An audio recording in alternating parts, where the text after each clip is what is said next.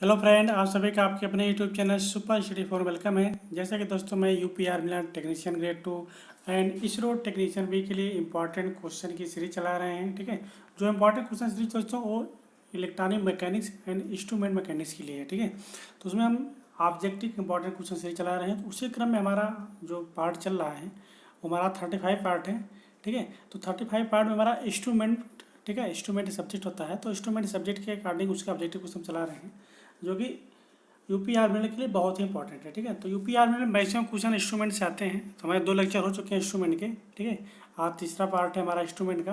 तो हमें आशा करते हैं कि आप सबको वीडियो पसंद आ रहा है। तो अगर वीडियो पसंद आया तो दोस्तों वीडियो को ज़्यादा लाइक करा करें, शेयर करा करें। यदि चैनल को सब्सक्राइब नहीं किया चैनल को सब्सक्राइब जरूर करें। ठीक है दोस्तों, ज़्यादा टाइम न लेते हुए डायरेक्ट आते हैं हम क्वेश्चन पे। ठीक है, तो पहला क्वेश्चन है आज हमारा। तो पहला क्वेश्चन क्या है, in the bridge network given below the reading of the volt meter will be. ठीक है, नीचे एक ब्रिज दिया गया है, ब्रिज नेटवर्क दिया गया है। इसमें आपको वोल्ट मीटर का पठन बताना है, वोल्ट मीटर की रीडिंग क्या होगी। ठीक है, तो हम देखते हैं पहले ब्रिज क्या है हमारा। देखिए हमारा ब्रिज बना हुआ है। ठीक है, तो इसमें क्या करते हैं दोस्तों, ब्रिज का एक रूल होता है, जब इसके, ठीक है, जब इसका रेशियो बराबर होता है। ठीक है, तो रेशियो हमारा क्या होता है, P upon Q equal to R upon S. यदि पी अपान क्यू ये हमारी क्या होती है, इसकी ब्रिज की आर्म होती हैं या भुजाएं होती हैं। ठीक है, जब इनके आर्म का रेशियो जो होता है वो अगर इक्वल होता है तो जो हमारा बीच की लाइन होती है इसमें जो है करंट फ्लो नहीं करती है। ठीक है, तो उसका हम देखते हैं इसका रेशियो बराबर है कि नहीं। तो देखते हैं 20/5 इक्वल टू 20/5, तो मेरा आ जाएगा 4 = 4, जो कि इसका रेशियो बराबर है। जब इसको रेशियो बराबर है दोस्तों तो बीच में करंट नहीं फ्लो करेगी। जब बीच में करंट नहीं फ्लो करेगी, अब बीच में वोल्टेज का प्रवाह नहीं होगा, तो हमारा जो वोल्ट मीटर की रीडिंग है क्या हो जाएगी, जीरो हो जाएगी। जीरो क्यों होगी, जब बीच में करंट फ्लो ही नहीं करेगी तो एज ए ओपन सर्किट व्यवहार करेगा। जब सर्किट ऐसे ब्रिज बन जाएगा मेरा दोस्तों। ठीक है, जब ओपन सर्किट व्यवहार करेगा तो हमारा ब्रिज ऐसे बन जाएगा। ठीक है, ऐसे बन जाएगा। तो हमारा जब ये ओपन सर्किट की तरह व्यवहार करेगा, ठीक है, तो हमारा क्या हो जाएगा, इसकी रीडिंग क्या हो जाएगी, वोल्ट मीटर की रीडिंग हमारी जीरो हो जाएगी। ठीक है, तो ऑप्शन नंबर सी हमारा करेक्ट हो जाएगा। ठीक है, हम आशा करते हैं कि आपको क्वेश्चन समझ में आया होगा। ठीक है, इसी क्रम देखते हैं दोस्तों नेक्स्ट क्वेश्चन।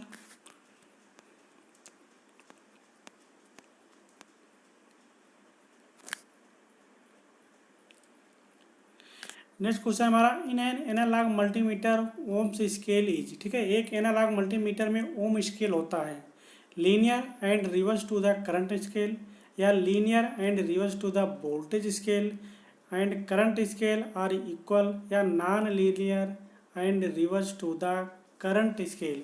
दोस्तों जो हमारा एनालॉग मल्टीमीटर होता है, एनालॉग मल्टीमीटर की जो स्केल होती है वो होती है हमारी नॉन लीनियर स्केल। ठीक है, तो ऑप्शन नंबर डी हमारा करेक्ट हो जाएगा। और क्या होती है, जो हमारी स्केल होती है करंट की रिवर्स होती है। ठीक है, तो non linear and reverse to the current scale, current scale के रिवर्स में होती है हमारी। ठीक है, तो इसी क्रम देखते हैं दोस्तों next question. Which of the following forms of the temperature sensor most non-linear and produces a large change in its resistance with temperature? निम्नलिखित में से किस प्रकार का तापमान सेंसर अधिक आरेखीय तथा तापमान के साथ अपने प्रतिरोध में बड़ा बदलाव करता है। ठीक है, तो क्या है दोस्तों, पीएन जंक्शन सेंसर है हमारा, या बायोमेटेलिक स्टीव टेम्परेचर सेंसर है, या थर्मिस्टर है, या आरडीटी है। तो क्या होता है दोस्तों, हम जानते हैं जो थर्मिस्टर होता है उसका प्रतिरोध ताप गुणांक क्या होता है, वो निगेटिव होता है। ठीक है, दोस्तों हमारा थर्मिस्टर ही होता है जो कि तापमान के साथ हमें प्रतिरोध को क्या करता है, चेंज करता है। तो ऑप्शन नंबर सी हमारा करेक्ट हो जाएगा, थर्मिस्टर। ठीक है, क्योंकि इसका रजिस्टेंस बहुत अधिक होता है और इसका ताप गुणांक भी बहुत निगेटिव होता है। ठीक है, तो इसी काम देखते हैं दोस्तों next question. Ionic wind volt meter is use for measuring. ठीक है, आयनिक पवन वोल्टता मापी यह मापने के लिए प्रयोग किया जाता है, हाई वोल्टेज मापने के लिए, या लो वोल्टेज, या लीकेज इंडक्टेंस, या इंटर बाइंडिंग कैपेसिटेंस। दोस्तों बहुत इंपॉर्टेंट क्वेश्चन है, कई बार एग्जाम में आया है। ठीक है, तो आयनिक विंड वोल्ट मीटर का हम प्रयोग क्या करते हैं, हाई वोल्टेज मेजर करने के लिए। ठीक है, मैक्सिमम वोल्टेज या उच्च वोल्टेज मापने के लिए हम आयनिक विंड वोल्ट मीटर का प्रयोग करते हैं। तो ऑप्शन नंबर ए हमारा करेक्ट हो जाएगा। ठीक है, इसी क्रम देखते हैं दोस्तों next question. The error of an instrument is normally given in a percentage of. ठीक है, किसी यंत्र की जो त्रुटि होती है, जो एरर होती है, उसे समानता हम प्रतिशत में किस रूप में देते हैं। आरएमएस वैल्यू के रूप में देते हैं, या मीन वैल्यू के रूप में देते हैं, या फुल स्केल वैल्यू के रूप में देते हैं, या मेजर्ड वैल्यू के रूप में देते हैं। दोस्तों हम एरर जो देते हैं वो एरर किस रूप में देते हैं, फुल स्केल वैल्यू के रूप में देते हैं, ठीक है।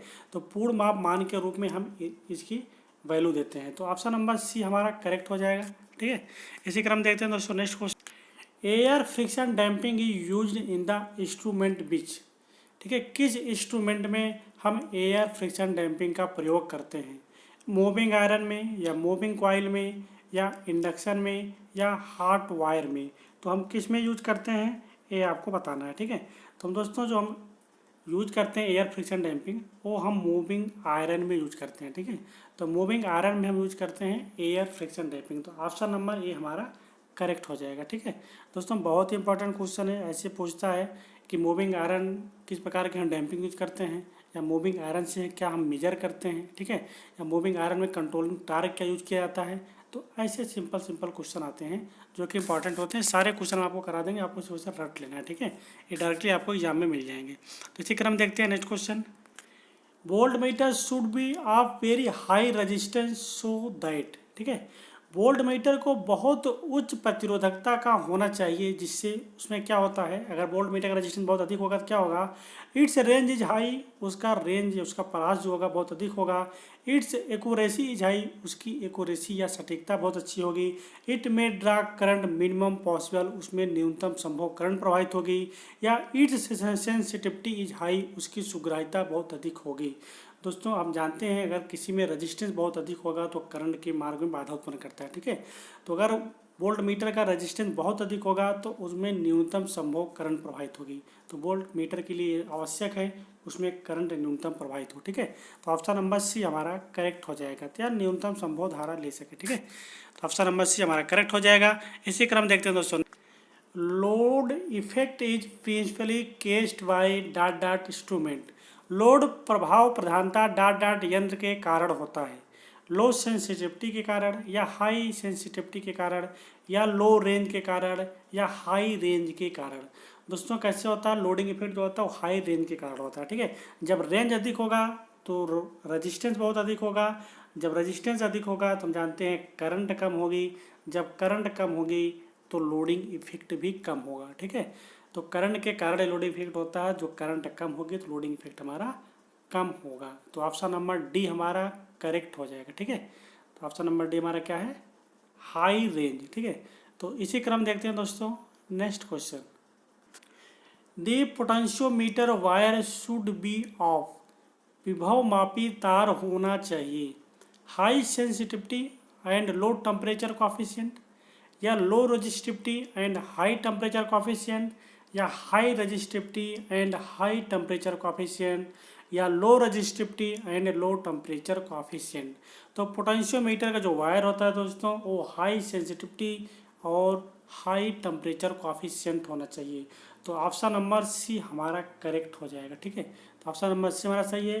बहुत ही इंपॉर्टेंट क्वेश्चन है दोस्तों, कई बार एग्जाम में आता है, ठीक है। तो इस क्वेश्चन को आप रट लें, ठीक है। तो उसी क्रम देखते हैं दोस्तों नेक्स्ट क्वेश्चन।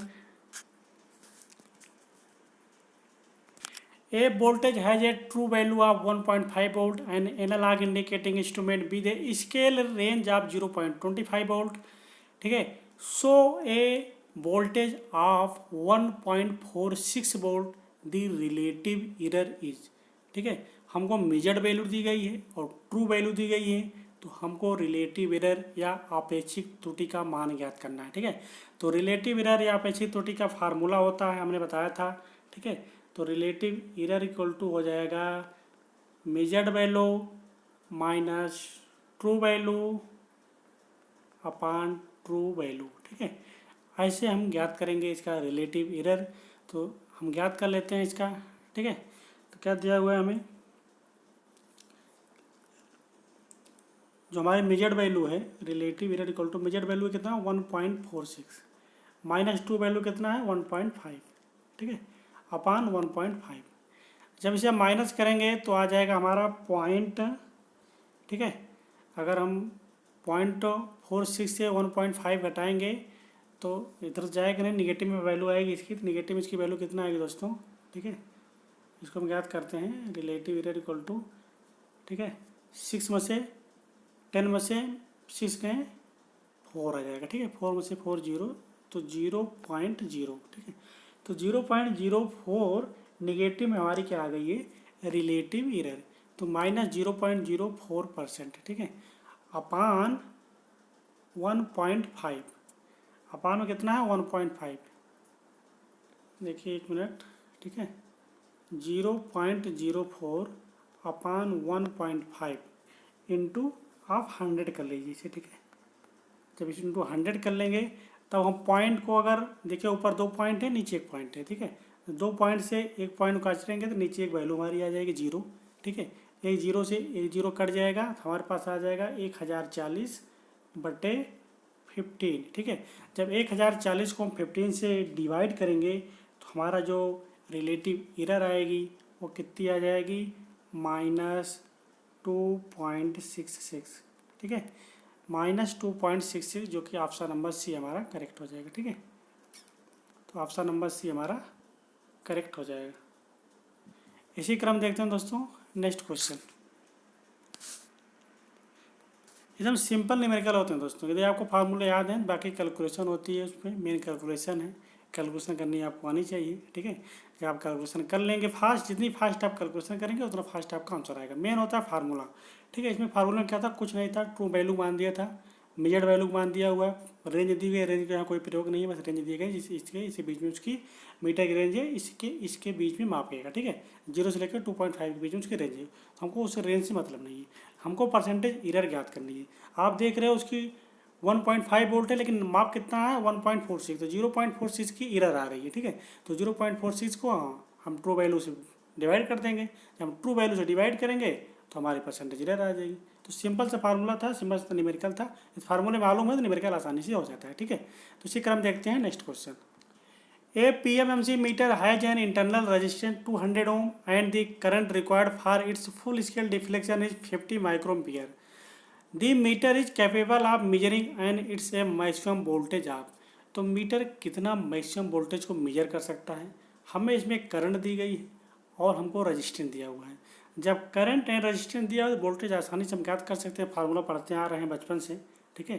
तो फार्मूला वही हमारा V=IR, तो V=IR के फार्मूले से हम उसको ज्ञात कर सकते हैं, ठीक है। तो क्या दिया हुआ है हमें, रजिस्टेंस दिया हुआ है 200 और करंट हमको दिया हुआ है 50 माइक्रोएम्पियर, तो 200 इंटू 50 माइक्रोएम्पियर, ठीक है। 200 रजिस्टेंस है और करंट 50 माइक्रोएम्पियर है, ठीक है। तो अगर इसे मल्टीप्लाई करेंगे तो 5 दूनी 10 हो जाएगा, ठीक है, मतलब 5 दूनी 10, 3 जीरो इधर है, इंटू 10⁻³ इंटू माइक्रोएम्पियर को लिख सकते हैं 10⁻⁻6, ठीक है। तो 10⁻³ से 10⁻³ चला गया, ओनली 10⁻³ बचा, तो हमें जो वैल्यू मिल गई V= हो गया 10 इंटू 10⁻³ और 10⁻³ को लिख सकते हैं मिली एम्पियर में, अरे मिली वोल्ट में, सॉरी दोस्तों, मिली वोल्ट में। तो हमारा आंसर कितना आ गया 10 मिली वोल्ट, तो ऑप्शन नंबर डी हमारा करेक्ट हो जाएगा, ठीक है। ऑप्शन नंबर डी हमारा करेक्ट हो जाएगा। सिंपल सवाल था दोस्तों, आप स्टेटमेंट देख के ना घबराया करें, कितना बड़ा स्टेटमेंट दिया हुआ है तो कैसे आएगा, सिंपल, बहुत क्वेश्चन बहुत सिंपल होता है, आप आसानी से लगा सकते हो। देखिए KVS JEE electrical and electronic इसमें क्वेश्चन पूछा गया था, ठीक है। तो ऐसे क्वेश्चन दोस्तों आजकल सिंपल क्वेश्चन अपने इंस्ट्रूमेंट में आएंगे, ठीक है, TGT इलेक्ट्रॉनिक मैकेनिक्स में भी आएगा, ठीक है। तो इसलिए आप उसे पढ़ते रहें, आपको ऐसे क्वेश्चन आपको आजकल मिल जाते हैं, एक आध क्वेश्चन न्यूमेरिकल आपको मिल जाता है इसरो में भी, ठीक है। तो इसे आप देखते रहें इसी क्रम में। देखते हैं next question. Which one of the following force is not needed for the satisfactory operation of any indicating instrument? इसके मतलब कि इंडिकेटिंग इंस्ट्रूमेंट में किस ग्रेविटेशनल मतलब किस डैम्पिंग का यूज नहीं करते हैं, जैसे किस कंट्रोलिंग टार्क का प्रयोग नहीं करते हैं, किसी भी सूचक उपकरण के संतोषजनक प्रचारण के लिए निम्नलिखित में से किस बल की आवश्यकता नहीं होती है, ठीक है। वो बल हमको बताना है कि इंडिकेटिंग इंस्ट्रूमेंट में कौन सा प्रयोग नहीं होता है। तो ऑप्शन नंबर ए में दिया हुआ है कंट्रोलिंग फोर्स, बी में दिया हुआ है डैम्पिंग फोर्स, सी में दिया हुआ है डिफ्लेक्टिंग फोर्स, डी में दिया हुआ है ग्रेविटेशनल फोर्स।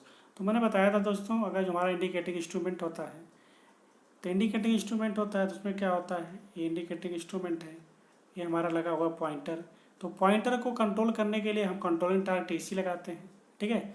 और इसको जो है गति देने के लिए, मूव कराने के लिए डिफ्लेक्टिंग टार्क TD लगाते हैं, ठीक है। और इसको ऑक्सीलेशन करने के लिए हम डैम्पिंग का यूज करते हैं, ठीक है। तो इस क्रम में हम कंट्रोलिंग, डैम्पिंग एंड डिफ्लेक्टिंग का यूज करते हैं, लेकिन ग्रेविटेशनल फोर्स का यूज नहीं करते हैं, ठीक है। तो ऑप्शन नंबर डी हमारा करेक्ट होगा इसके लिए, ठीक है। तो इस क्वेश्चन का आंसर नंबर डी हमारा सही है। हम ग्रेविटेशनल फोर्स का प्रयोग नहीं करते हैं इंडिकेटिंग इंस्ट्रूमेंट में, ठीक है।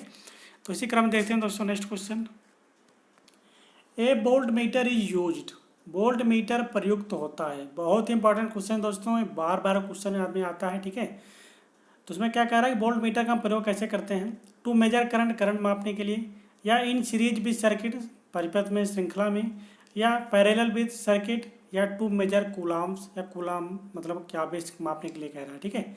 तो क्या होता है दोस्तों, हम जानते हैं कि हमारा वोल्ट मीटर होता है, वोल्ट मीटर को हम सर्किट में हम पैरेलल में लगाते हैं। तो ऑप्शन नंबर सी हमारा करेक्ट हो जाएगा, in parallel with the circuit, ठीक है। तो समांतर में हम वोल्ट मीटर का प्रयोग करते हैं। तो वोल्ट मीटर का जो रेजिस्टेंस होता है वो इनफाइनाइट आइडियल के केस में और प्रैक्टिकल के केस में वेरी हाई होता है, ठीक है। इसके अलावा दोस्तों अमीटर के बारे में पूछता है तो अमीटर को हम सीरीज में लगाते हैं और उसका रेजिस्टेंस आइडियल केस में 0 होता है, लेकिन प्रैक्टिकली उसका बहुत कम या वेरी लो होता है, ठीक है। तो ऑप्शन नंबर सी हमारा इसका करेक्ट आंसर है। इसी क्रम देखते हैं next question. Indicating error detector out of the following, ठीक है। Indicate error detector out of the following, निम्नलिखित में से अशुद्धि संसूचक बताइए, ठीक है। एम्प्लीडाइन हमारा फील्ड कंट्रोल डीसी मोटर है, या टू फेज मोटर है, या पोटेंशियोमीटर है, ठीक है। तो हमारा जो इंडिकेटिंग इरर डिटेक्टर है वो क्या है हमारा, वो पोटेंशियोमीटर होता है। तो ऑप्शन नंबर डी हमारा करेक्ट हो जाएगा। बहुत ही इंपॉर्टेंट क्वेश्चन है दोस्तों, इसको ऐसे आप डायरेक्ट रट लें, एक बार नहीं आता 2 बार रटें, तीसरी बार रटें, वीडियो को बार बार देखते रहें, ठीक है। एग्ज़ाम अभी काफ़ी दिन हुए, एग्ज़ाम होने में टाइम है, मतलब मान चलो कि भाई 2 से 3 महीने लगेगा एग्ज़ाम में, तब तक आप इसे अच्छे से वीडियो को रिवाइज करके देखते रहें, ठीक है। मैं आशा करता हूँ दोस्तों अगर आप वीडियो देख रहे हैं ना तो आपके इंस्ट्रूमेंट के एक भी क्वेश्चन छूटेंगे नहीं, सारे क्वेश्चन हम इस वीडियो में कवर करेंगे, ठीक है। तो इसी क्रम देखते हैं next question. The resolution of A potentiometer should be, विभव मापी का वियोजन होना चाहिए। बहुत ही इंपॉर्टेंट क्वेश्चन है दोस्तों, इसे आप वेरी वेरी इंपॉर्टेंट क्वेश्चन के श्रेणी में रख लें, ठीक है। इसकी पूछे जाने की प्रायिकता 99.99% होती है, ठीक है। एक क्वेश्चन बहुत ही पूछा जाता है कि पोटेंशियोमीटर का रिजोल्यूशन कितना होता है। तो ऑप्शन नंबर ए में 0, बी में दिया हुआ है लो, सी में दिया हुआ है हाई, और डी में दिया हुआ है इनफाइनाइट। तो जो हमारा पोटेंशियोमीटर होता है, पोटेंशियोमीटर का रिजोल्यूशन इनफाइनाइट होता है, ठीक है। तो ऑप्शन नंबर डी हमारा करेक्ट हो जाएगा। बहुत ही इंपॉर्टेंट क्वेश्चन है दोस्तों, इसको आप रख लें। आज जो मैंने क्वेश्चन रखे हैं वीडियो में एकदम सिलेक्टेड क्वेश्चन है जो कि परीक्षा की दृष्टि से बहुत ही इंपॉर्टेंट है। इस वीडियो को आप जितना ज़्यादा फैला सकें उतना फैलाएं, ठीक है। जितना ज़्यादा शेयर कर सकें दोस्तों उतना शेयर करें, सभी के पास ये वीडियो पहुँचनी चाहिए, ठीक है। इसी क्रम देखते हैं next question. Dash work on the chemical effect of current, dot dot धारा के रासायनिक प्रभाव पर कार्य करता है। Power factor meter, volt meter, DC ampere hour meter, या वाट मीटर। तो हम डीसी एम्पियर आवर मीटर का हम प्रयोग करते हैं वो, ठीक है। केमिकल इफेक्ट ऑफ करंट, धारा के रासायनिक प्रभाव के नियम पर हमारा डीसी एम्पियर आवर मीटर कार्य करता है, ठीक है। तो ऑप्शन नंबर सी हमारा करेक्ट हो जाएगा, ठीक है। इसी क्रम देखते हैं दोस्तों नेक्स्ट क्वेश्चन। डीसी करंट को किससे मापा जा सकता है? सीधे तौर पर एक डीसी विभवमापी से, एक मानक प्रतिरोध के साथ संयोजित एक डीसी विभवमापी या पोटेंशियोमीटर, एक वोल्टेज अनुपात वोल्टेज रेशियो बॉक्स से बोलते हैं संयोजित एक डीसी विभवमापी के साथ, एक वोल्टेज अनुपात बॉक्स, और एक मानक या स्टैंडर्ड रजिस्टर के साथ संयोजित डीसी पोटेंशियोमीटर, ठीक है। तो डीसी करंट को हम मापने के लिए हम एक स्टैंडर्ड रजिस्टर एंड एक डीसी पोटेंशियोमीटर का प्रयोग करते हैं, ठीक है। तो ऑप्शन नंबर बी हमारा करेक्ट हो जाएगा, एक मानक प्रतिरोध के साथ संयोजित एक डीसी पोटेंशियोमीटर या विभवमापी। तो ऑप्शन नंबर बी हमारा करेक्ट हो जाएगा, ठीक है। इसी क्रम में देखते हैं दोस्तों नेक्स्ट क्वेश्चन। उच्च स्तरीय सटीकता तक, ठीक है, हाई एक्यूरेसी तक पहुंचने के क्रम में एक विभवमापी या पोटेंशियोमीटर के स्लाइड वायर होने चाहिए। जो स्लाइड तार होते हैं वो कैसे होने चाहिए? जहां तक संभव हो सके लंबे होने चाहिए, जितना संभव हो उतने छोटे होने चाहिए, ना बहुत लंबे ना ही बहुत छोटे होने चाहिए, या बहुत मोटे होने चाहिए, ठीक ठीक है। तो हाई एक्यूरेसी के लिए, ठीक है, हाई एक्यूरेसी तक पहुंचने के लिए जो पोटेंशियोमीटर के वायर होते हैं, जहां तक संभव हो सके दोस्तों बहुत लंबे होने चाहिए, ठीक है। तो ऑप्शन नंबर ए हमारा करेक्ट हो जाएगा, ठीक है। इसी क्रम में देखते हैं next question. Sensitive low voltage electronic components are protected from. संवेदनशील कम वोल्टेज के लिए किस इलेक्ट्रॉनिक घटकों द्वारा सुरक्षित होता है? स्टैटिक चार्ज, ये भी जरूरी है। इंडक्शन सर्किट, ये भी जरूरी है। लाइटनिंग, ये भी जरूरी है, ठीक है। तो ऑल ऑफ दीज, ये सभी। तो ऑप्शन नंबर डी हमारा करेक्ट हो जाएगा, ठीक है। इसी क्रम में देखते हैं दोस्तों next question. Which among the following is true with reference to an ammeter. Ammeter के संबंध में निम्नलिखित में से कौन सा सही है? It is has high resistance, ammeter का रेजिस्टेंस हाई होता है, गलत। It is connected in parallel in circuit, ये भी गलत। Deflecting torque is provided by current to be measured directly, सही हो सकता है, ठीक है। देखते हैं D. It is use to measure the value across a load, ये भी गलत है, ठीक है। तो ऑप्शन नंबर सी हमारा करेक्ट हो जाएगा, क्योंकि इसका जो डिफ्लेक्टिंग टार्क टी डी होता है डायरेक्टली प्रोपोर्शनल होता है करंट के टी डी प्रोपोर्शनल आई, ठीक है। तो ऑप्शन नंबर सी हमारा करेक्ट हो जाएगा। Deflecting torque is produced by current to by measured directly, ठीक है। तो ऑप्शन नंबर सी हमारा करेक्ट हो जाएगा। दोस्तों देखिए, लंबा स्टेटमेंट देख के कभी भागना नहीं चाहिए, ठीक है। क्वेश्चन को पढ़ो, अच्छे से पढ़ो, एक बार समझ में नहीं आया फिर से दोबारा पढ़ो, क्योंकि 45 सेकंड टाइम मिलता है, थोड़ा फास्ट पढ़ो, ठीक है। 45 सेकंड में क्वेश्चन करना होता है। तो आप कहीं कहीं होता है ना, कहीं कहीं 2 सेकंड में क्वेश्चन हो जाते हैं, तो आपका वहाँ पे बचा ना 43 सेकंड। तो 43 सेकंड को ऐसे क्वेश्चन यूज किया जाता है, ठीक है। तो जब लंबे स्टेटमेंट होते हैं तो लंबे स्टेटमेंट देख के आप भागिए मत, क्वेश्चन को समझिए, उसके बाद आंसर दीजिए, ठीक है। तो देखिए बहुत सिंपल सा क्वेश्चन था, क्योंकि अमीटर के बारे में पूछ रहा है, तो हम जानते हैं कि अमीटर का रेजिस्टेंस क्या होता है, वेरी लो होता है। अमीटर को पैरेलल नहीं हम सीरीज में लगाते हैं, 2 ऑप्शन तो ऐसे कट हो गया। ऑप्शन नंबर सी में जानते हैं deflecting target produce by current to be measured by directly, हम जानते हैं टी डी प्रोपोर्शनल आई होता है, आप नहीं जानते हैं, जानिए, ठीक है। तो हमारा यही आंसर करेक्ट होगा। बाकी डी में क्या दिया हुआ, it is use to measure the voltage across से लोड, वोल्टेज तो मापता ही नहीं है, वोल्टेज अक्रॉस लोड कह रहा है, लोड रजिस्टेंस थोड़ा मापेगा हमारा, ठीक है। तो इसलिए हमारा ऑप्शन नंबर सी ही करेक्ट होगा, ठीक है। तो ऑप्शन नंबर सी हमारा करेक्ट हो जाएगा। तो इसी क्रम में देखते हैं नेक्स्ट क्वेश्चन। देखिए दोस्तों, ये जो होता है ना, कभी कभी ऑप्शन को एलिमिनेट करके भी हम उसका आंसर निकाल सकते हैं, ठीक है। क्योंकि अगर आप क्वेश्चन पढ़ोगे तो उसमें आपको 2-3 ऑप्शन तो ऐसे मिल जाएंगे जिसकी आप जानते हो कन्फर्म है कि वाला तो नहीं होगा। तो कभी कभी क्वेश्चन को ऐसे भी किया जाता है, ठीक है। तो क्वेश्चन को देख के घबराया नहीं जाता, हर क्वेश्चन को अटैम्प्ट करने का प्रयास करें, ठीक है दोस्तों। इसी क्रम देखते हैं next question. The RMS value of complex wave form are measured using. Complex wave form के आरएमएस मान को किस डिवाइस से मापा जाता है? Transistor voltmeter, no. Different voltmeter, differential voltmeter, इसका प्रयोग नहीं करते। हाई बैंडविड्थ वोल्टमीटर, यहाँ भी हम प्रयोग नहीं करते। Voltmeter containing heat sensing element such as thermocouples. Thermocouple हम जानते हैं, थर्मोकपल क्या मापता है? आरएमएस वैल्यू थर्मोकपल मापता है। जब आपको मालूम है कि थर्मोकपल हमारा आरएमएस वैल्यू मापता है, तो थर्मोकपल हमको मिल गया, तो ऑप्शन नंबर डी हमारा करेक्ट हो जाएगा। देखो इसरो क्वेश्चन दोस्तों, इसरो में आया था, बीएसएनएल में आया था, ठीक है। तो बहुत इंपॉर्टेंट क्वेश्चन है, ऐसे आपको रटना है, ठीक है। तो ऑप्शन नंबर डी हमारा हो जाएगा volt meter containing heat sensing element such as thermocouples, ठीक है। तो वोल्ट मीटर जिसमें ऊष्मा संवेदनशीलता तो जैसे थर्मोकपल लगी हो, ऑप्शन नंबर डी हमारा करेक्ट हो जाएगा। इसी क्रम में देखते हैं नेक्स्ट क्वेश्चन। हम आशा करते हैं दोस्तों वीडियो को पसंद आ रहा है। वीडियो यदि पसंद आ रहा है तो वीडियो को लाइक करें, ज़्यादा से ज़्यादा शेयर करें। दोस्तों अभी हमने इसरो का एक ही पेपर हमने अपलोड किया है वीडियो, ठीक है। इसके अलावा अभी मैं VSSC का पेपर लेके आने वाला हूँ, बहुत जल्द लेके आऊँगा। थोड़ा टाइम शॉर्टेज होती है दोस्तों, थोड़ा टाइम क्या मिलता है, क्योंकि मैं भी प्रेजेंट टाइम में जॉब करता हूँ, ठीक है। तो मैं भी गवर्नमेंट जॉब करता हूँ, थोड़ा टाइम वहाँ का मिलता है। तो ऐसे में तो लॉकडाउन चल रहा है, थोड़ा टाइम है, तो थोड़ा जानते हैं काफ़ी दिनों बाद छुट्टी मिली है, थोड़ा टाइम इसी बीत जाता है, ठीक है। तो लेकिन हम अभी VSSC का पेपर लेके आने वाले हैं आपके लिए, ठीक है।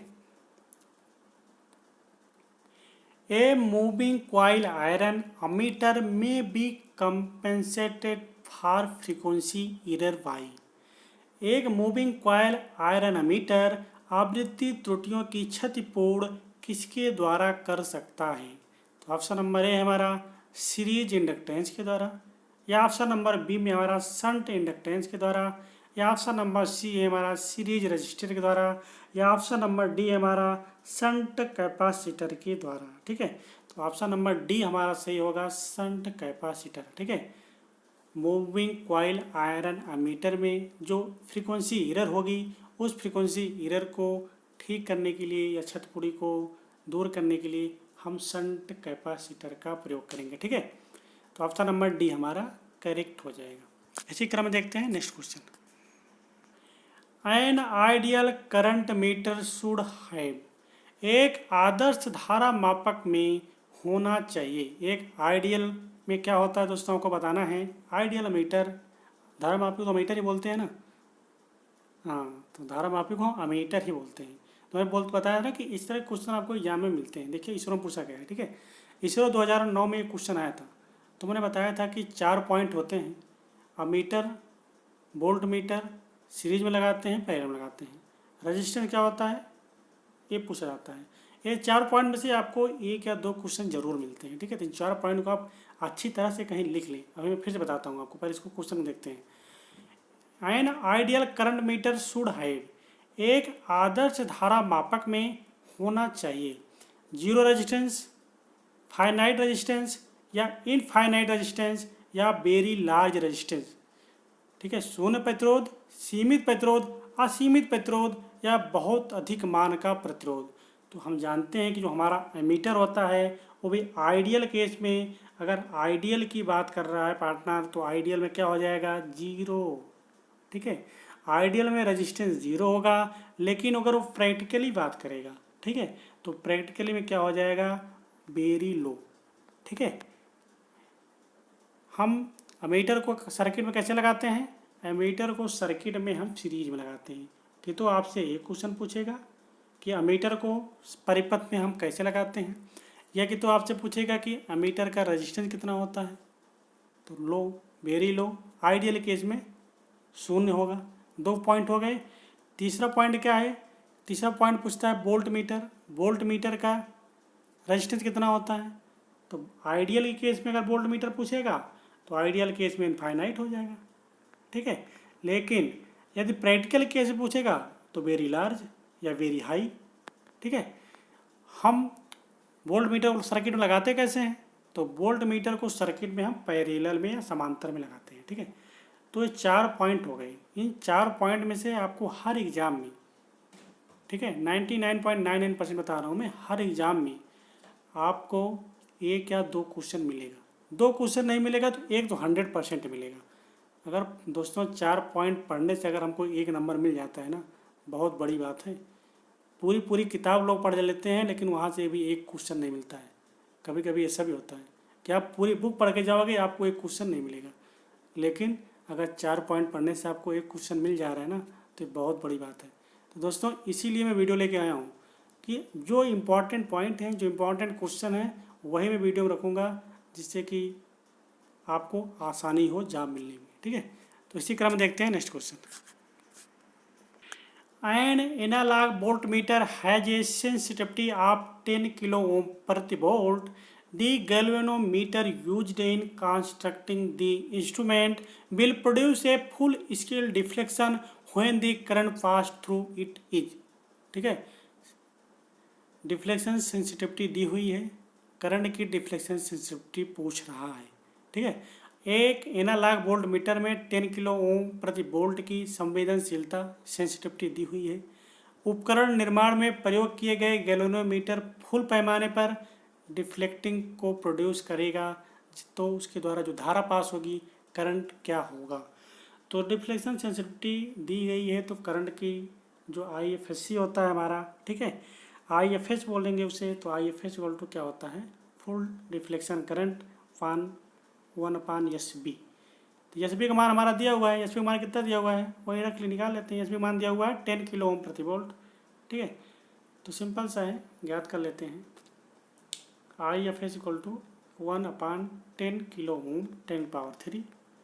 ठीक है, अब 10 से भाग देंगे तो 0.1 इंटू 10⁻³ ऑप्शन देख रहे हैं, ऐसा कोई मिल नहीं रहा है।